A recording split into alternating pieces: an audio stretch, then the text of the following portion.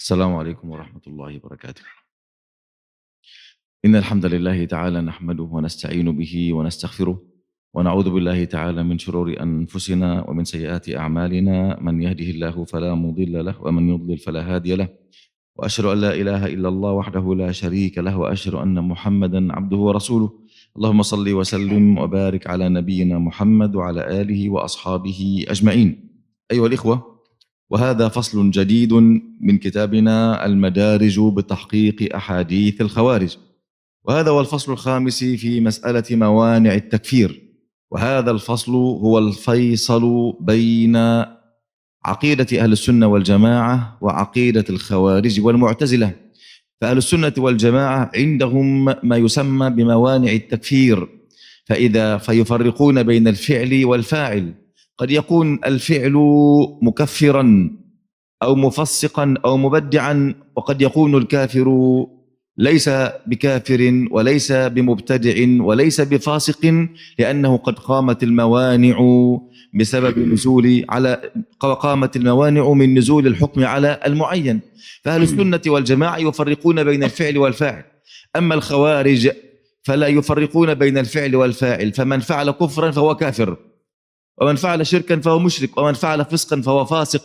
وهذه عقيدة الخوارج والعياذ بالله. Bismillah wassalatu wassalamu ala rasulillah wa ba'd.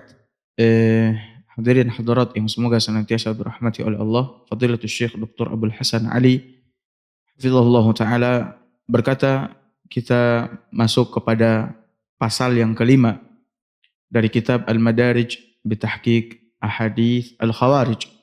Dan ini pasal yang membedakan antara manhaj Ahlu Sunnah wal Jamaah dengan selainnya, yaitu pasal mengenai mawani' at-takfir, penghalang di dalam mengkafirkan, penghalang di dalam mengkafirkan. Sesungguhnya kata Syekh Ahlu Sunnah wal Jamaah memiliki timbangan dan kaedah di dalam mentakfirkan, tidak serampangan di dalam mentakfirkan seseorang. Ya, berbeda dengan manhaj golongan selain daripada Ahlu Sunnah wal Jamaah. Ahlu Sunnah wal Jamaah membedakan antara sifat perbuatan dengan orang yang mengerjakan. Membedakan antara sifat perbuatan dengan orang yang mengerjakan. Sementara golongan selain daripada Ahlu Sunnah seperti Khawarij dan Mu'tazilah tidak membedakan antara sifat perbuatan dengan orang yang mengerjakan. Seperti kata Syekh Ahlu Sunnah wal Jamaah melihat boleh jadi perbuatan yang dilakukan oleh seseorang adalah perbuatan yang mengantarkannya kepada kesyirikan, kekufuran, kefasikan, kebid'ahan, ya. Akan tetapi tidak serta-merta langsung menetapkan orang yang melakukannya kafir, musyrik ataupun fasik, ya. Karena boleh jadi terdapat penghalang-penghalang yang menghalangi seseorang yang melakukan perbuatan tersebut, ya, dari menghukuminya sebagai seorang kafir, sebagai seorang musyrik, ya, karena terdapatnya apa? Penghalang-penghalang tersebut. Namun golongan selain daripada Ahlu Sunnah wal Jamaah seperti Mu'tazilah, Khawarij, ketika menemukan seseorang melakukan perbuatan syirik, maka dia adalah musyrik. Menemukan seseorang melakukan perbuatan kekufuran, berarti dia kafir. Melakukan perbuatan fasik, berarti dia seorang yang fasik. Berbeda dengan timbangan Ahlu Sunnah wal Jamaah yang membedakan antara sifat perbuatan dengan orang yang mengerjakan, dengan melihat al-mawani' at-takfir, penghalang-penghalang di dalam mengkafirkan. على سبيل المثال أيها الإخوة، مثال الموانع، هناك نص مثلا أن الله عز وجل أو رسوله صلى الله عليه وسلم علق عذاب مثلا من فعل شيئا معينا فقد عذب في النار أو سيدخل النار. هذا نص بوضوح أن من فعل هذا الشيء سيدخل النار، لكن قد لا يدخل النار بسبب إيش؟ وجود مانع من الموانع. قد يكون هناك مانع يمنعه من دخول النار، فالإنسان لا بد له في هذا الباب أن يفهم جيدا مقصود أهل السنة والجماعة من مسألة الموانع، وأن يعرف أن مباشرة تنزيل الحكم على المعين هذا ليس من منهج أهل السنة والجماعة، بل من منهج أهل الأهواء والخوارج والعياذ بالله. Sebagai contoh kata Syekh, apabila kita temukan nas dari Al-Quran maupun hadis Nabi SAW yang mengatakan bahwa siapa yang melakukan perbuatan ini sebagai contoh kata Syekh, maka dia akan masuk ke dalam neraka atau dia akan diazab di dalam neraka. Boleh jadi kata Syekh, ya, orang yang melakukan perbuatan ini tidak masuk ke dalam neraka. Ya, tidak masuk ke dalam apa? Neraka, atau dia tidak diazab di dalam neraka. Kenapa? Karena boleh jadi ada mawani', penghalang-penghalang yang menjadikannya tidak masuk ke dalam apa? Neraka. Ya, tidak masuk ke dalam apa? Neraka.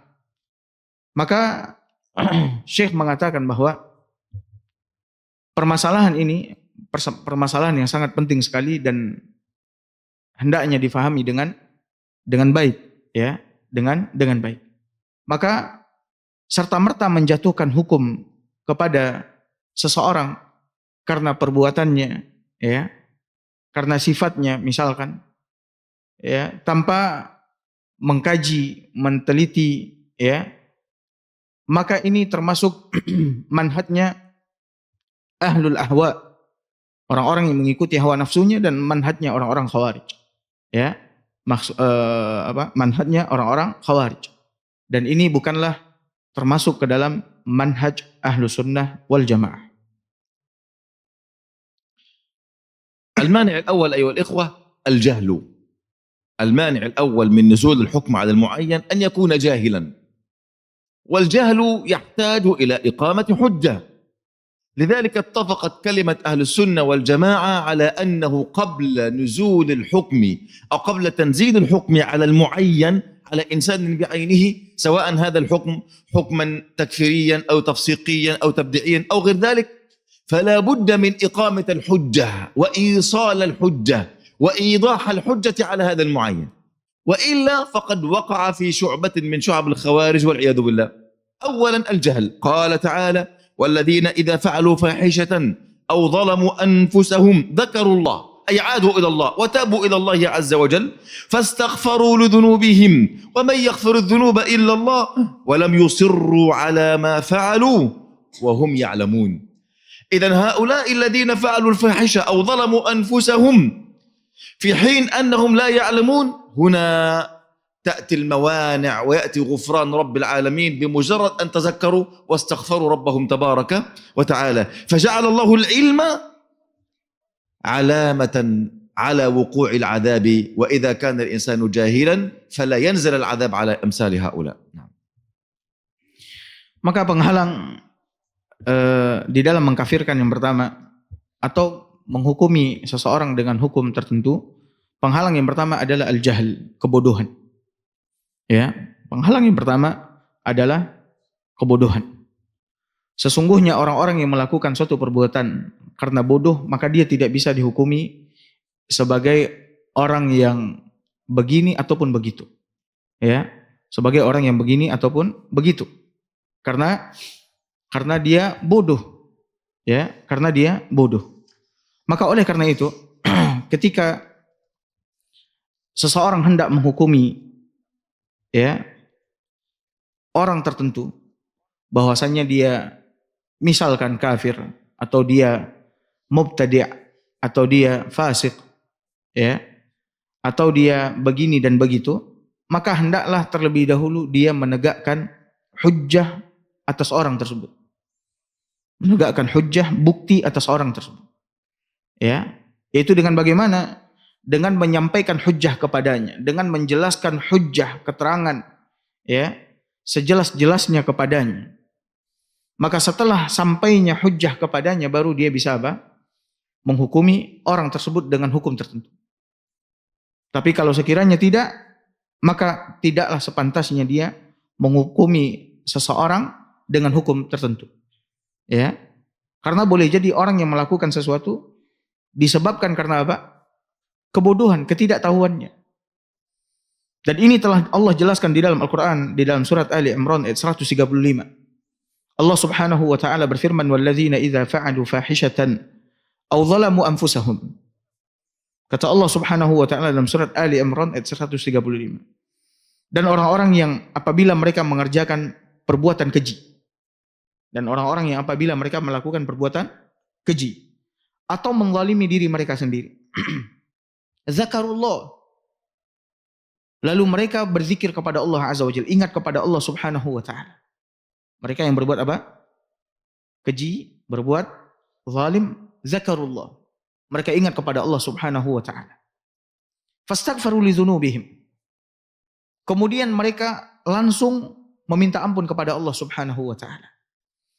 Wa may yaghfiru dzunuba illallah. Siapa yang dapat mengampunkan dosa-dosa selain daripada Allah Subhanahu wa taala. Wa lam yusirru ala ma fa'alu wa hum ya'lamun. Dan mereka pun, kata Allah Azza wa Jalla, tidak melanjutkan, meneruskan apa-apa yang telah mereka kerjakan sementara mereka telah mengetahuinya. Mereka tidak melanjutkan, meneruskan apa-apa yang telah mereka kerjakan, perbuatan keji, kezaliman, sementara mereka telah apa? Mengetahuinya. Di dalam ayat ini kata Syekh, Allah Azza wa Jalla menggantungkan ilmu, ya, menggantungkan apa? Ilmu di dalam perbuatan buruk seorang hamba.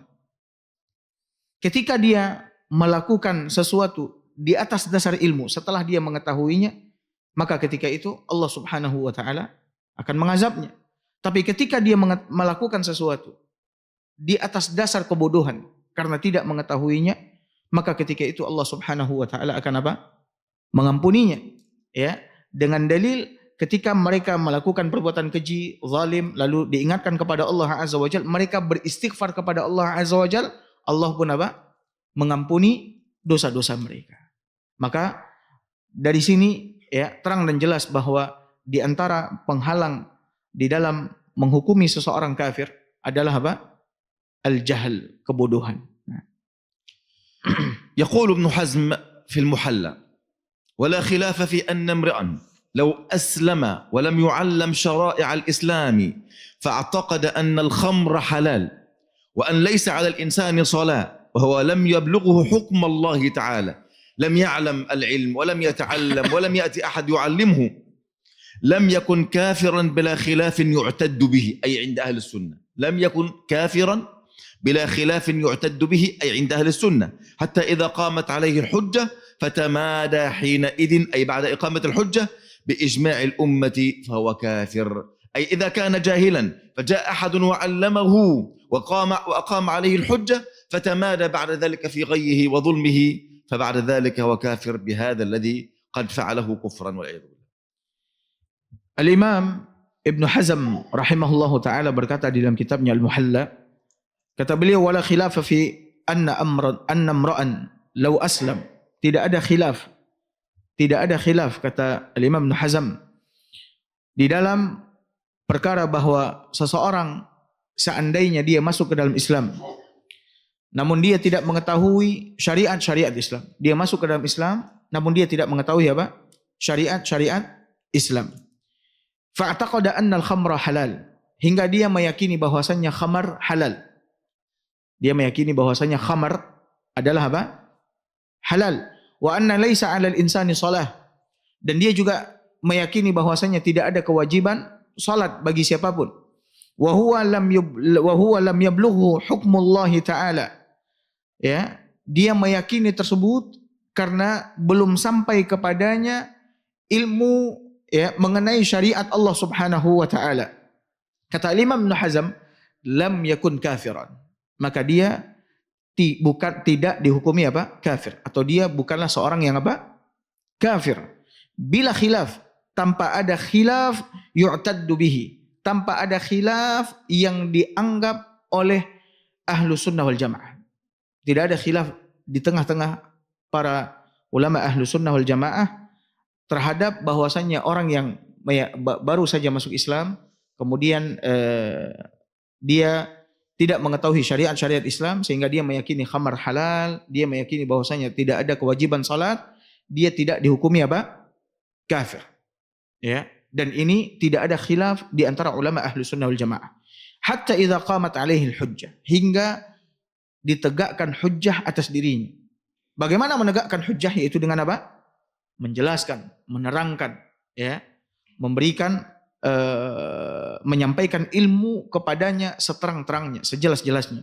Fatamada, setelah ditegakkan hujjah, dijelaskan kepadanya, dia tetap, misalkan ya, dia tetap meyakini khamar halal, dia tetap meyakini bahwasanya salat tidak wajib, hina idzin bijma'il ummah fahuwa kafir. Maka ketika itu ijma' kaum muslimin menyatakan bahwasanya dia apa? Kafir. Nah. وقال الإمام الشافعي رحمه الله تعالى كما في فتح الباري: لله أسماء وصفات لا يسع أحد ردها، لا يمكن لأحد أن يرد أسماء الله ولا صفاته. ومن خالف بعد ثبوت الحجة، أي من خالف في ثبوت أو في تثبيت أسماء الله وصفاته والإيمان بها لكن بعد قيام الحجة فقد كفر. وأما قبل قيام الحجة فإنه يعذر بالجهل. كلام عليه نور يا إخوة. وأما بعد قيام الحجة، وأما قبل قيام الحجة فإنه يعذر بالجهل، لأن علم ذلك لا يدرك بالعقل ولا بالفكر ولا بالرأي. أي علم الأسماء الحسنى هذا من العلم الخفي الذي يحتاج فيه إلى علم من الوحي، فإذا كان علم الوحي لم يصل إليه كيف تكفره بعد ذلك؟ متى تكفره؟ إذا أقمت عليه الحجة وعلمته وفهمته، بعد ذلك تمادى في غيه، حينئذ يتنزل عليه اسم الكفر والعياذ بالله. Al-Imam Syafi'i rahimahullahu ta'ala berkata sebagaimana disebutkan di dalam kitab Fathul Bari, kata Imam Syafi'i, lillahi asma'un wa sifat, Allah memiliki asma' wa sifat, nama dan sifat, la yasa'u ahadan raddaha, di mana tidak pantas atau tidak boleh bagi siapapun untuk menolak asma dan sifat Allah Subhanahu wa taala. Ya, tidak mungkin bagi seseorang menolak ya asma dan sifat Allah Subhanahu wa taala setelah Allah Azza wa Jalla menjelaskannya. Kemudian kata Imam Syafi'i rahimahullahu taala, "Wa man khalafa ba'da thubutil hujjati 'alaihi faqad kafar." Maka siapa yang menyelisihi asma dan sifat Allah Azza wa Jalla, mengingkarinya setelah tegaknya hujjah atas dirinya. Setelah tegaknya apa? Hujjah atas dirinya. Dengan membawakan dalil-dalil, keterangan, penjelasan dari Al-Quran dan Sunnah. Namun dia selisihi, dia ingkari, dia tolak. Faqad kafar, maka sungguh dia telah apa? Kafir. Ya, sungguh dia telah apa? Kafir. Lihat, Al-Imam Syafi'i mengatakan dia menyelisihinya setelah tegaknya apa? Hujjah. Ya, sampainya kepadanya ilmu, nas, keterangan, penjelasan, maka dia kafir. Namun setelah itu kata Imam Syafi'i rahimahullahu taala, ya, dan ini penting sekali kata Syekh, ya, di dalam perkataan Imam Syafi'i terdapat apa? Penjelasan yang sangat terang benderang. Wa amma qabla qiyamil hujjah, adapun sebelum tegaknya hujjah atas orang yang menyelisihi tersebut, ya, belum tegaknya hujjah atas orang yang menyelisihi tersebut, dia belum tahu, dia belum disampaikan kepadanya apa bukti, keterangan, difahamkan, fa innahu yu'dzaru bil jahl. Sesungguhnya dia dimaafkan karena dasar apa? Kebodohan. Dia dimaafkan karena dasar apa? Kebodohan. Kenapa? Li'anna ilma dzalik, karena ilmu mengenai asma dan sifat Allah Subhanahu wa taala la yudraku bil akal wala bil ru'yah wala bil fikr. Tidak didapati dengan akal, tidak didapati dengan pemikiran, pendapat. Akan tetapi berdasarkan wahyu dari Allah Subhanahu wa taala. Maka sebelum sampainya wahyu kepada orang tersebut, maka dia tidak dihukumi apa? Kafir, akan tetapi dia dimaafkan, ya, karena dasar kebodohan. Nah, وقال الشيخ محمد ابن عبد الوهاب رحمه الله تعالى إن الشخص المعين إذا قال ما يوجب الكفر فإنه لا يحكم بكفره حتى تقوم عليه الحجة التي يكفر تاركها. الشخص المعين الذي قال ما يوجب الكفر أو فعل ما يوجب الكفر فإنه لا يكفر حتى تقام عليه الحجة التي يكفر تاركها. وهذا في المسائل الخفية، يبقى ليس أي عذر بالجهل يقبل، لابد أن نفهم ذلك. هذا في المسائل الخفية أي التي يعتمد معرفتها على وصول الوحي إلى الفاعل، فهذا لابد أن يعذر فيها بالجهل في المسائل الخفية التي قد يخفى دليلها على بعض الناس. وأما ما يقع منهم في المسائل الظاهرة الجلية أو ما يعلم من الدين بالضرورة فهذا لا يتوقف في كفر قائله. يعني إنسان فعل شيء الناس كلهم مجمعون على علمه وعلى معرفته ولم يكن هناك مانع أي جهل به، فهذا لا شك أنه يكفر. إذن العذر هنا في شيئين: في شيء إذا كان الشيء هذا من المعلوم من الدين بالضرورة من المسائل الواضحة الظاهرة فهذا لا يعذر،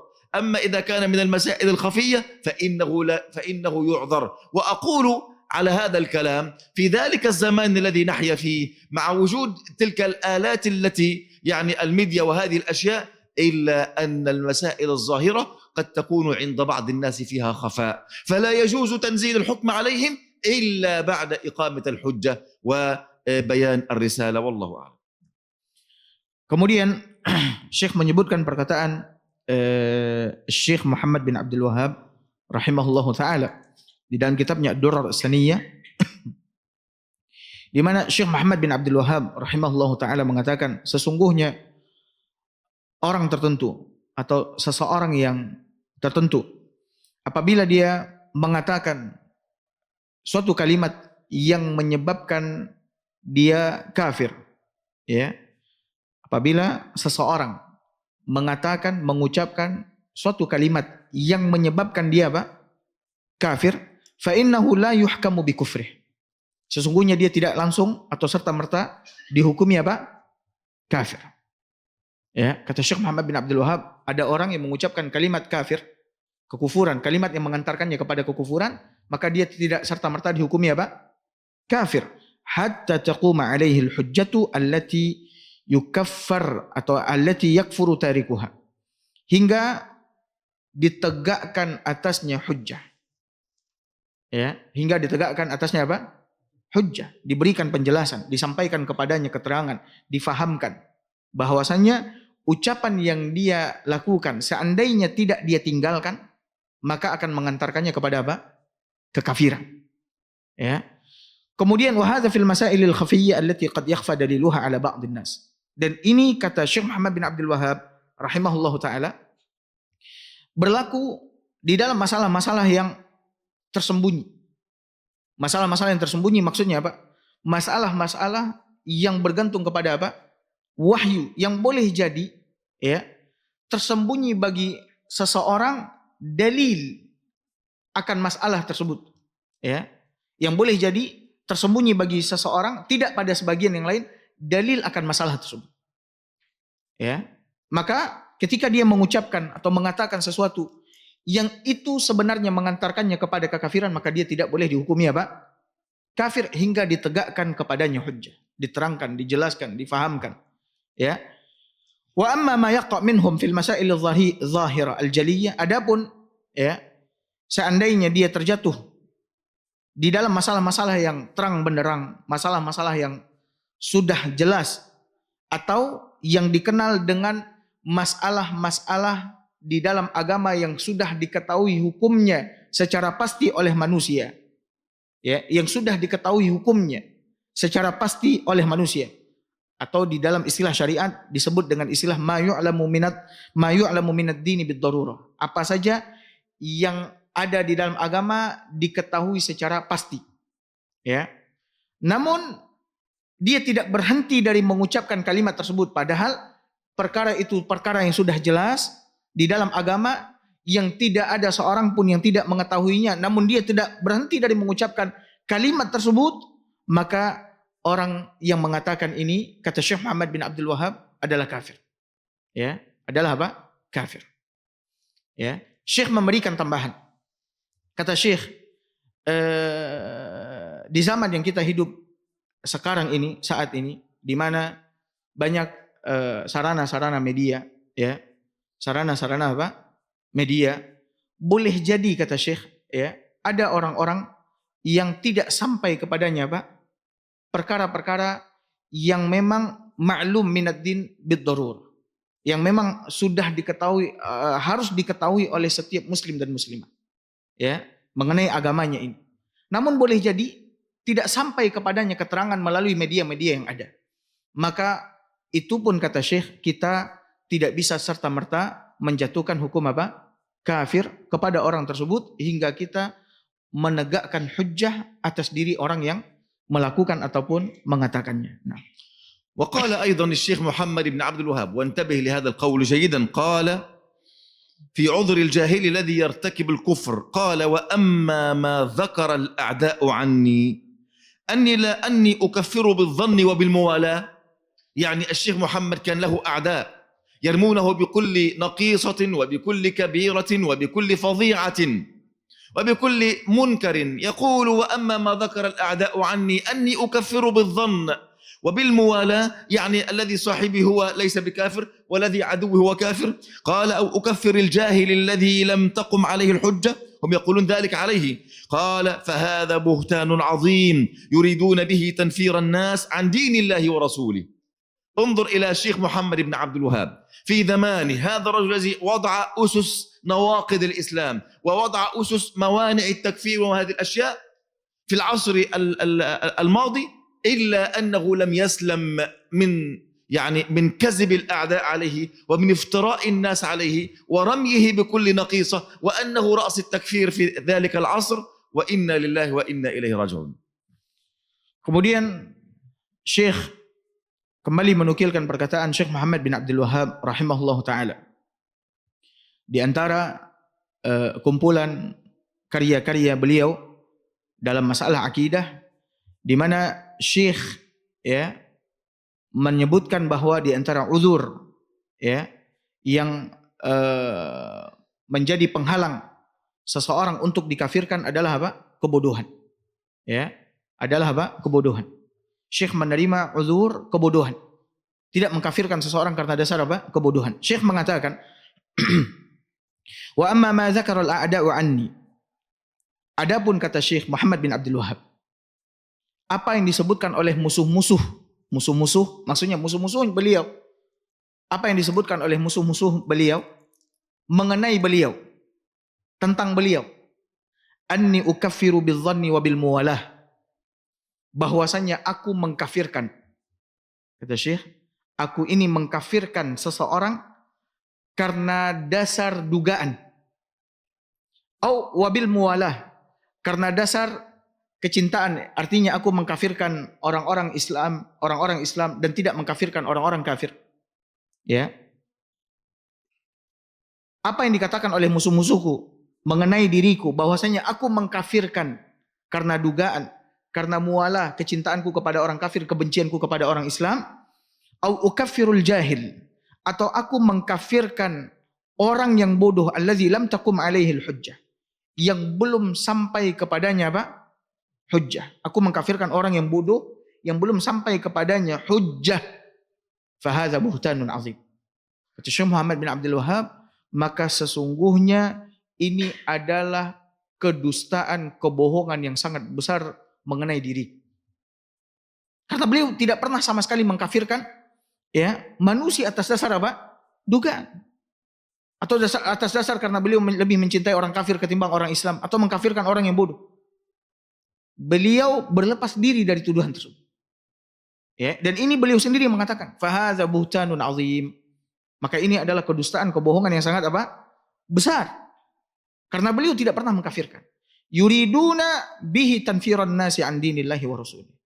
Tidaklah mereka berkata demikian tentang aku, bahwasanya aku ini mengkafirkan fulan, menghalalkan darah fulan, orang-orang yang begini, begitu dan sebagainya.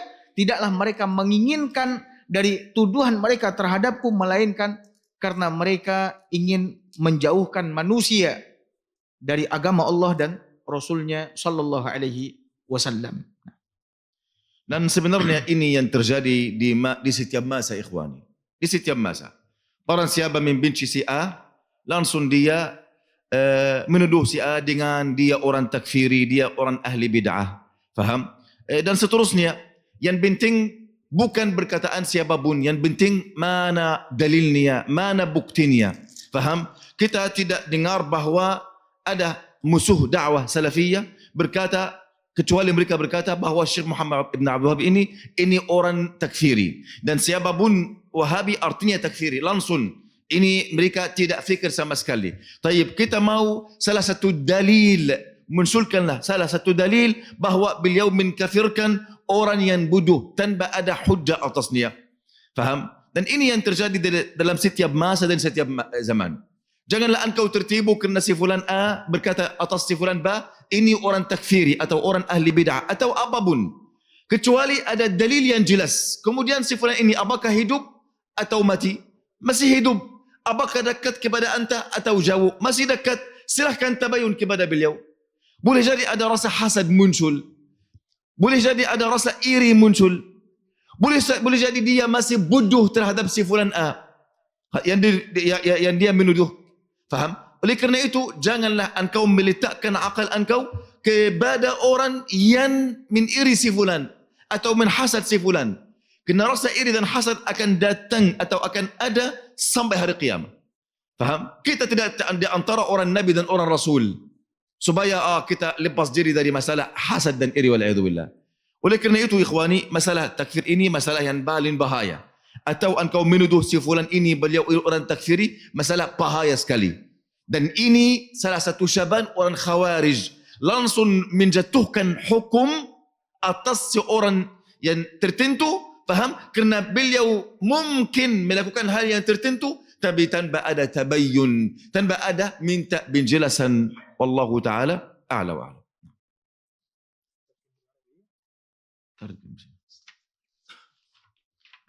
Kita bicara dengan bahasa Arab, mereka tidak faham.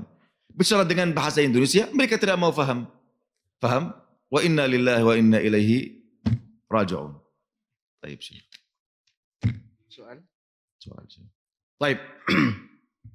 Bapak Ibu hadirin hadirat yang semoga senantiasa dirahmati oleh Allah. Untuk pagi ini cukup materi sampai di sini dulu. Maka waktu yang tersisa beberapa menit ke depan kita gunakan untuk tanya jawab. Kalau sekiranya ada di antara Bapak Ibu yang mau bertanya, maka kita persilahkan. Bentar Pak, silakan Pak Jian. Nanti ada boom dari Pak Hajan.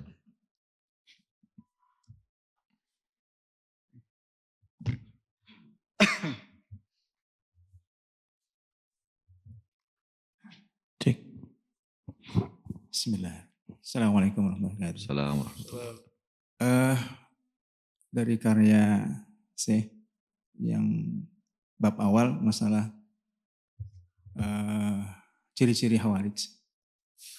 Apakah dari 14 ciri-ciri Khawarij tersebut satu saja yang dipahami oleh si fulan, apakah telah jatuh hujah kepada si fulan bahwa dia Khawarij? Misal ketika saya berdiskusi dengan si fulan, dalam diskusi tersebut saya mendengar ada satu saja ciri-ciri bahwa dia itu berpaham Khawarij. Nah, jatuhkah hujah kepada si fulan itu dia itu Khawarij? Kemudian jadi imam pula dia. Kok jadi imam ya? Hukumnya berjamaah dengan orang yang berpaham seperti itu, si fulan yang berpaham seperti itu, gimana sih? Itu dua pertanyaan tadi kan. Pertanyaan ketiga masuk ke bab berikutnya, masalah hukum Khawarij. Ulama bersepakat bahwa hukum orang yang berpaham Khawarij itu fasik. Nah, ada enggak penjelasannya sih? Kenapa orang yang fasik, orang yang Khawarij ini diperangi oleh Rasulullah, sementara orang Syiah tidak?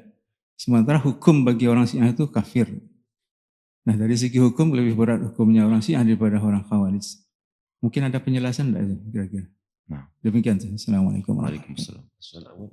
السؤال الأول هو تناقش مع واحد وبدا له يعني صفة من 14 صفة التي ذكرت في الكتاب أنه هو خوارج، هل نحكم عليه بالخوارج؟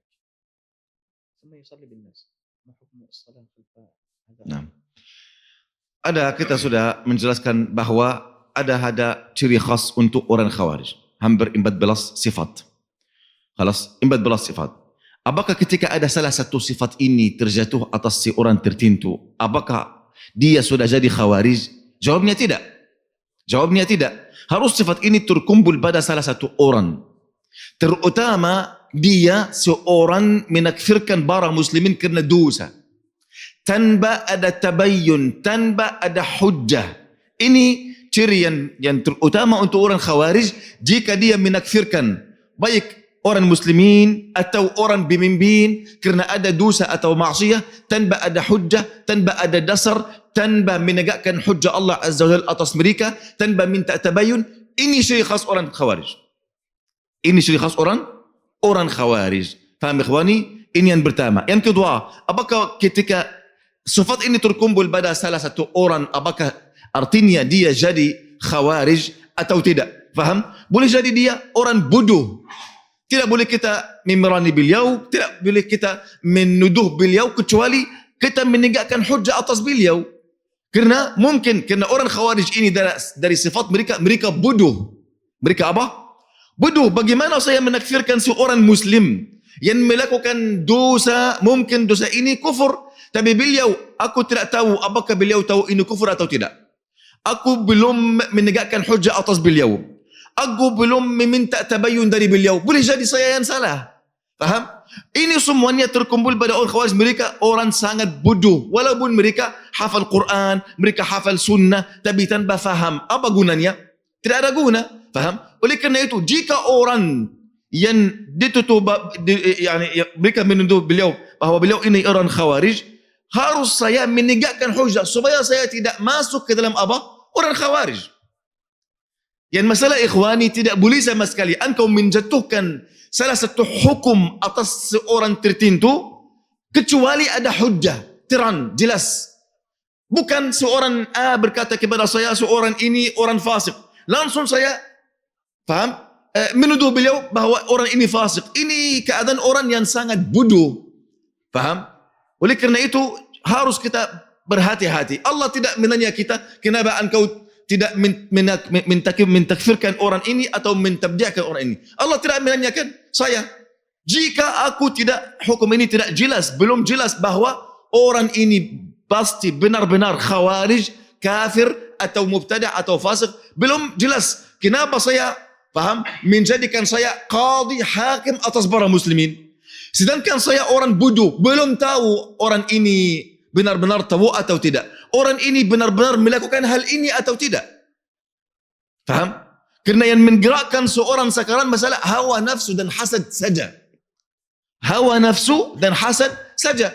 Mohon maaf, kita dengar mereka. Soal yang kedua. الصلاة خلف الرجل اللي عنده صفات الخوارج. Sifat ketika ini salat di belakang orang seorang yang ada seorang lain berkata ini Khawarij, apakah sudah benar atau tidak dia Khawarij? Paham? Apakah benar?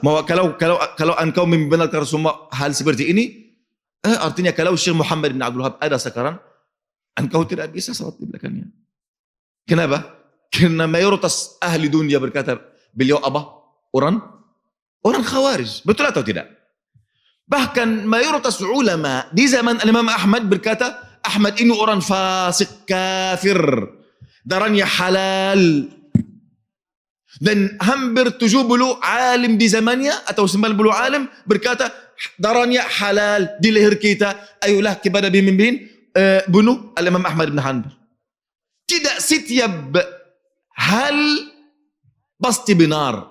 Walaupun dikeluarkan dari seorang alim. Kerana kita tidak menyembah seorang alim ini. Kita beribadah kepada Allah saja. dengan firman Allah, dengan sabda Rasulullah, dengan hal yang jelas untuk kita. Faham ikhwani? Hal yang jelas untuk kita. Janganlah engkau ragu-ragu. Karena ada banyak asab. Ketika ada asab, ketika ada kegelapan, berhenti atas keyakinan yang dahulu. Janganlah engkau merusakkan keyakinan yang dahulu, karena ada banyak asab, ada banyak debu. Kecuali asab ini sudah, paham? Sudah hilang, nanti engkau akan lihat semuanya jelas. Dan hati manusia di antara jari Allah Azza wa Jalla. Faham? Oleh kerana itu, janganlah engkau tertipu terhadap apa? Tuduhan si fulan A terhadap si fulan B. Tanpa ada hujjah yang niyata. Hujjah yang niyata. Faham ikhwani? Yani banyak imam mereka, yani ada yang menuduh mereka bahwasanya mereka ini ahli takfir, mereka ahli ini. Dan mereka sudah hidup selama umur mereka. Setelah mereka meninggal dunia, mana bukti bahwasanya mereka ini ahli takfir? Tidak ada. Tidak ada. Artinya ini semuanya apa? Hawa nafsu. Faham? Mohon maaf, kita bukan orang jin menyembunyikan semua. Kita semua dakwah kita sudah terang, buku kita sudah tersebar di semua dunia. Mereka menuduh kita bahwa kita ini takfir. Silahkan muncul setengah hujjah, bukan satu hujjah, setengah hujjah. Kita sudah 10 tahun di sini. Faham? Mereka menuduh. Silahkan mereka berkata apapun, mereka melakukan apapun. Ini bukan masalah kita. Ini masalah mereka. Yang dihisab bukan kita, mereka. Jika mereka ini orang benar, mana hujjah mereka? Silahkan muncul, ada buku, ada rekaman di semua kajian 10 tahun. Ya akhi, ketika orang yang bicara ini gila, harus orang yang dengar ini berakal. Janganlah engkau menghentikan akalmu kerana engkau bersaya si fulan. Kebersayaan ini harus lengkap untuk Allah dan Rasulnya saja. Jika saya bicara kepada engkau sesuatu tidak ilmiah, tanpa ada dasar ilmiah, janganlah engkau mengikuti saya. Janganlah engkau berkata, Syekh fulan berkata ini, dan ini berkataan Al-Imam Syafi'i, Al-Imam Malik, Al-Imam Ahmad, Al-Imam Abu Hanifah, semua imam Islam. Mereka berkata, jika saya bicara tanpa dalil, janganlah engkau mengikuti saya. Jika saya menyelisihi dalil, saya mengharamkan atas kalian mengikuti perkataan saya atau pendapat saya. Faham? Oleh kerana itu, janganlah engkau taklid buta terhadap apapun yang tersebar di sebelah kanan atau sebelah kiri. Janganlah ada debu, ada asap, engkau ragu, aku bagaimana? Ya akhi, engkau sudah dengar berapa tahun? Apakah engkau sudah memegang salah satu hujjah yang nyata bahwasannya seorang ini takfir?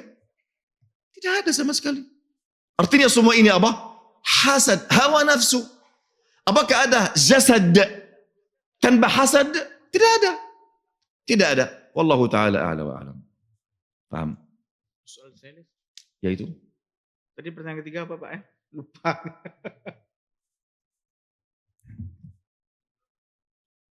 Di bab berikutnya kan dalam kitab saya yang karya saya tersebut bab hukum bagi orang Khawarij itu kan fasik. Oh iya. Dan mereka itu kan diperangi. Sementara Syiah itu hukumnya lebih Iya. berat daripada kafir lah, dikatakan kafir. Nah, Karena kemunculan Syiah dan Khawarij ini kan hampir bersamaan sih. tidak sama. Tidak sama sih. Syiah ini meninkari Al-Quran, menakfirkan para sahabat Nabi, menakfirkan para sahabat Nabi. Mereka berkata Ali bin Abi Thalib ini lebih utama daripada Nabi, dan kerasulan ini akan terjatuh atas Ali bin Abi Thalib, tapi Jibril salah datang ke Nabi. Khalas, mereka beribadah kepada Tuhan bukan Tuhan kita, bukan Allah Azza wa Jal.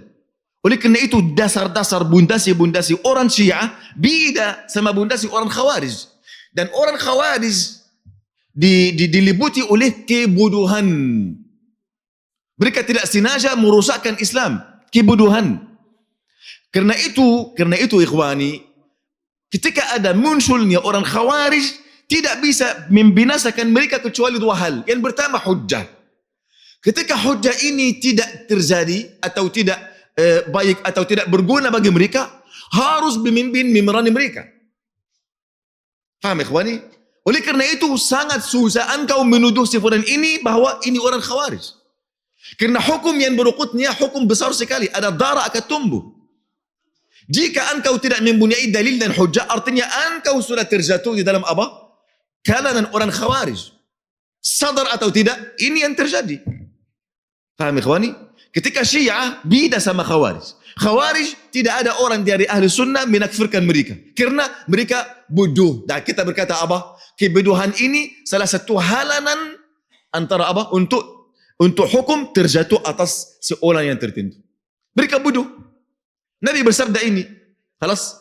Mereka tidak faham apapun. Jika mereka hafal Quran, tapi Quran ini tidak melewati dari kegurukan mereka. Faham? Mereka membaca Quran luar biasa, lebih banyak daripada para sahabat. Tapi tidak berguna bagi mereka. Oleh kerana itu, janganlah engkau tertipu terhadap seorang bun. Yang menuduh seorang bun. Walau ini seorang alim, sudah umurnya, sudah semuanya di dalam dakwah. Ini bukan hujjah. Untuk kita membenarkan apapun yang keluar dari mulutnya. Faham ikhwani? Wallahu ta'ala alam. Barakallahu fiik. Nah.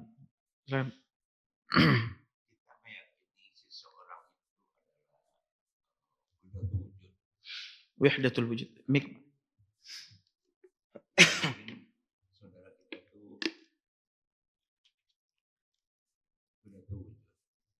diajak dialog, dia tak mau. Dikasih buku, tak mau menerima. Dikasih kiriman kajian-kajian dari media massa atau yang lainnya, tidak dibuka. Apakah kita boleh berimam dengan mereka apabila dalam melakukan sholat wajib? Kalau imam, Ya. tidak boleh sama sekali. Karena ada namanya kufur i'rad, berbaring, menolak. Ini namanya jenisnya kufur, menolak. Seorang ada akidah kufur. Kita ingin menjelaskan, tidak mau. Ingin berikan buku, tidak mau. Ada rekaman salah satu ustaz, dia tidak mau sama sekali. Paham? Artinya dia setuju, dia sengaja, dia tetap atas kekufurannya. Kita berkata kebodohan ini salah satu halangan.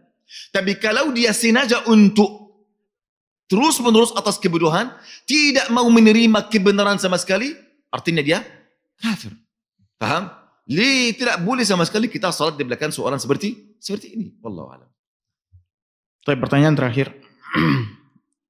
Bagaimana caranya Syekh bagi para penuntut ilmu untuk menyikapi perbedaan pendapat dari para ahli ilmu, yang dimana para ahli ilmu memiliki dalil serta hujjah masing-masing? Jazakallah khair. Sebenarnya Panjang. harus jelas bagus. Biarkan ini hari Rabu insyaAllah. Baik.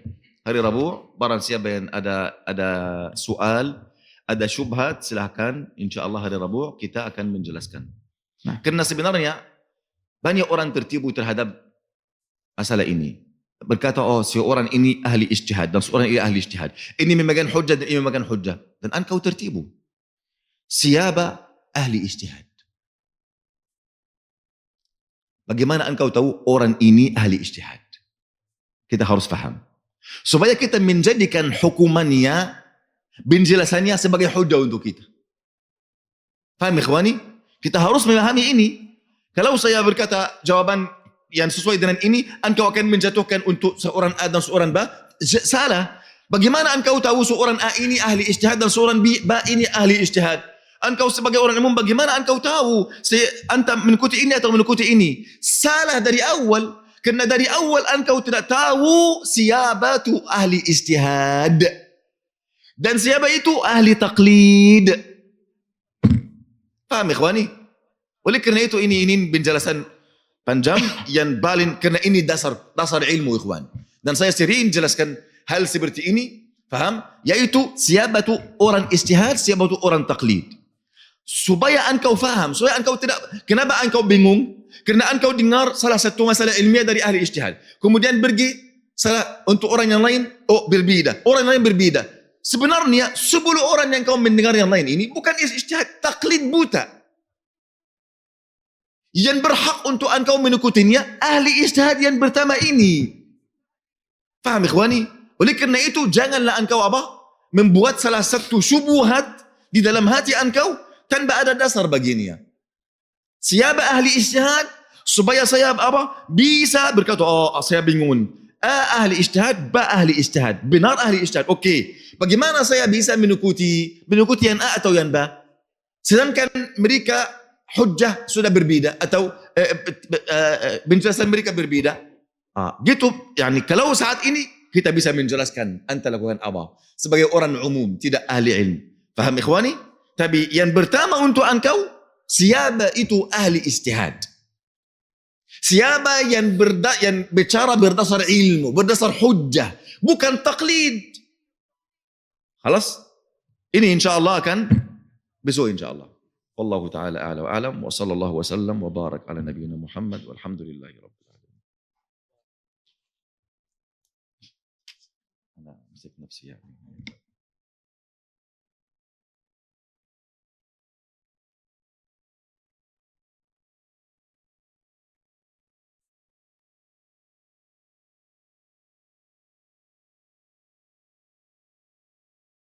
Subscribe channel Marhaban TV.